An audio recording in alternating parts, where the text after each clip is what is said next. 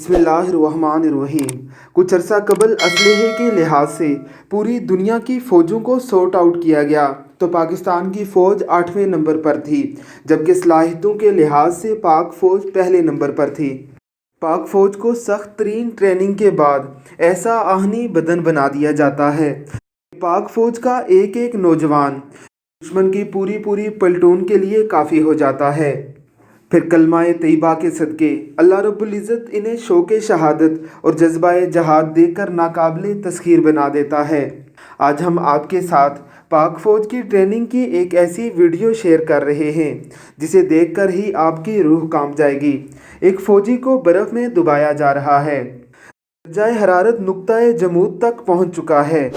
पाक फ़ौज की इस कमांडो की बर्दाश्त को चेक करने के लिए इसे काफ़ी देर तक बर्फ़ में डुबा कर रखा गया है।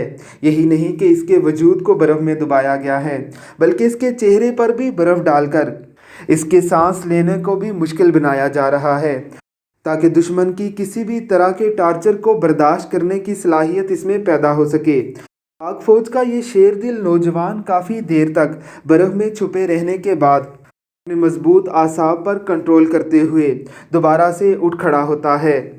गुज़िश्ता कुछ अरसे से पाक फ़ौज के ख़िलाफ़ बाकायदा तौर पर लिबरल सेकुलर लंडे के अंग्रेज़ों, मुबत्ती माफिया अंटियों, नाम नेहाद मजहबी और सियासी जमातों की तरफ से प्रोपोगंडा मुहिम का आगाज़ किया गया है। ऐसे मुल्क दुश्मन अनासिर का बेहतरीन जवाब पाक फ़ौज की ऐसी वीडियोज़ को शेयर करके दिया जा सकता है।